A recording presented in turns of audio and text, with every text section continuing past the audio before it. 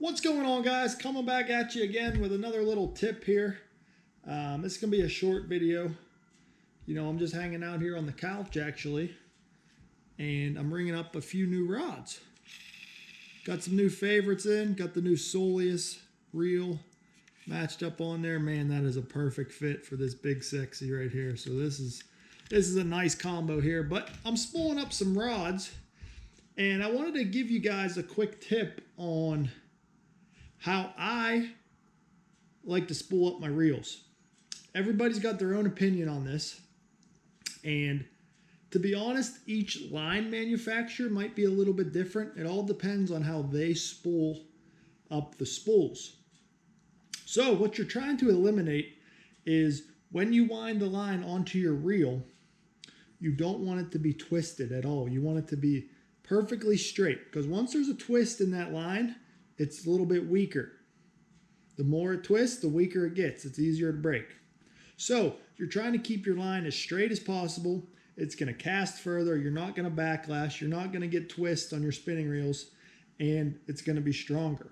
So this is one mistake I see a lot of people make. They don't really pay attention to how they put their line on their reels, and in turn, they end up breaking off fish. Their line's weaker. All that stuff adds up. So you want to have every advantage you can on them fish. And it goes all the way down to even spooling up your line. So I'm going to jump in. I'm going to spool up this rod and reel right here. Give you a rundown on exactly how to do it. So I keep just a nice box of line. It's got all different sizes, brands, types of line. We got mono, we got fluoro, we got braid, we got everything in this box. But for this particular setup, I'm going to go with 20-pound Invisex. So I got a bulk spool here. This is 1,000 yards. Now, when this line is spooled on here, it is perfectly level. There's no twist in there. So what they do is they twist this spool and they wind the line right up on there. Perfectly straight, no twist. So some people will tell you you want to set this on the ground and wind your line up just like this. But as you can see with the curl in the line, every time it comes off the spool, you're putting a twist right into your line. So that is not how you want to do it. You want to lay this down and be able to pull that line like so. Of course, it's always a problem when the spool wants to roll away from you on the floor. So there's a couple things you can do. You can put it in a box. But one thing I like to do, take your favorite hat, put that spool right in there like so. Now, that line's just going to roll off there, and it's not going to be rolling around all across your floor. That's very important to make sure it's spinning. The line coming off the spool is not touching anything. You don't want it to touch anything. That's going to make it weaker. So you want to make sure you got a clean path coming off whatever it's sitting on, straight to your rod tip. That's another problem, issue, mistake I see guys make, is they don't fully line up their rod. So you want this line to go through every guide all the way down to the reel whenever you're spooling up your line. So I'm going to do that now, and we're going to spool up this reel. Well, here's another thing everybody has a different opinion on, and now every reel is different. Once you get here, I spooled up my entire rod. I'm just going to put this through the reel guide and place it through one of these holes in the spool. Some particular reels don't have any holes in the spool, so you have to loop it around and tie a knot. But what I do is just put it through that spool. Make sure it's not sticking out the other end like that. So you want to pull it a little bit, because that'll end up catching.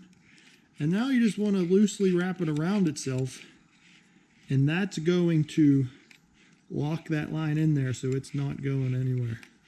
No need to tie any knots. You don't want to have any knots on your spool, because in turn that's going to be something for that line to catch on.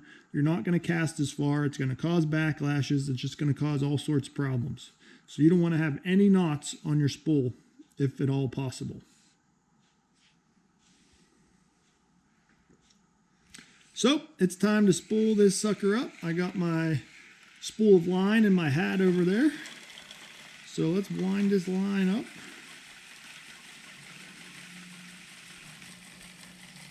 All right, so the last mistake I see people make often is they don't fill their reel up all the way.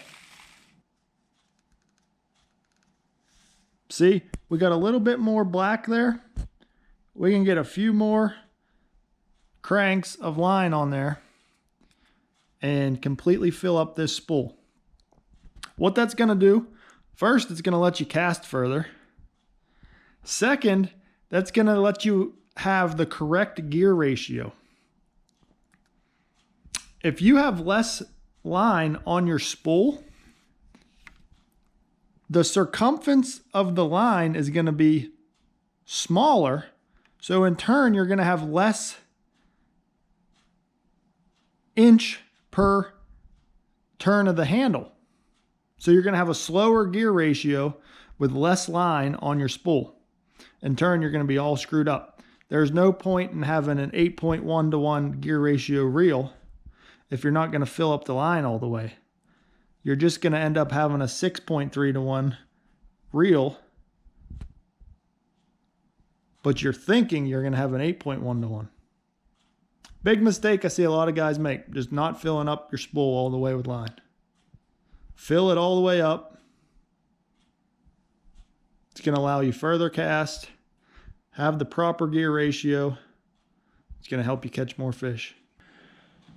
All right, guys, I got my reel spooled all the way up. Got my line strung up through my rod.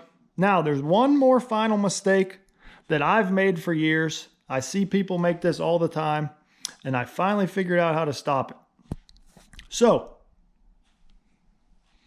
now that this reel is full, do not ever let the line right here go back through your reel guide.